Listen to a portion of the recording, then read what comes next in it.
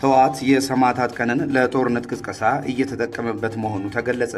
ህዝባዊ ወያኔ ሓርነት ትግራይ ህወሓት ሰኔ 15 ቀን የሚከበረውን የሰማዕታት ቀንን ሽፋን በማድረግ በአካባቢው ላይ አዲስ የጦርነት ቅስቀሳና የክተት ጥሪ እያደረገ እንደሚገኝ ተገለጸ። የሰማዕታት ቀንን አስመልክቶ ከፓርቲው ከፍተኛ አመራሮችና ከተለያዩ የህወሓት ተቋማት የሚወጡ መግለጫዎች ህዝቡን ለሰላምና ለልማት ከማዘጋጀት ይልቅ ዳግም ወደ ግጭትና ጦርነት የሚያመሩ መልእክቶችን ያዘሉ መሆናቸውን የቅርብ ታዛቢዎችና የፖለቲካ ተንታኞች ጠቁመዋል። ከህወሓት አመራሮች የሚደመጡ ንግግሮች በሚወጡበት ሰዓት መግለጫዎቹ ያልተጠናቀቀ ትግልና የህልውና ዘመቻ የሚሉ ቃላት በስፋት እየተጠቀሙ ሲሆኑ ይህም በአካባቢው ላይ ሌላ ጦርነት ለማዋለድ ፍንጭ የሰጠም ነው ተብሏል።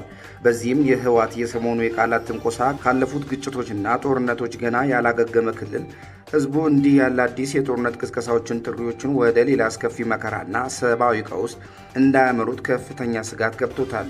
የቀጠናው የፖለቲካ ተንታኞች እንደሚሉት ይህ አይነቱ አካሄድ በፕሪቶሪያዊ ሰላም ስምምነት የተገኘውን አንጻራዊ መረጋጋትን የሚያናጋና በትግራይም ሆነ በጎረቤት ክልሎች ላይ አዲስ የጸጥታ ስጋት የሚደቅን በመሆኑ በአስቸኳይ ሊቆም እንደሚገባም አሳስበዋል።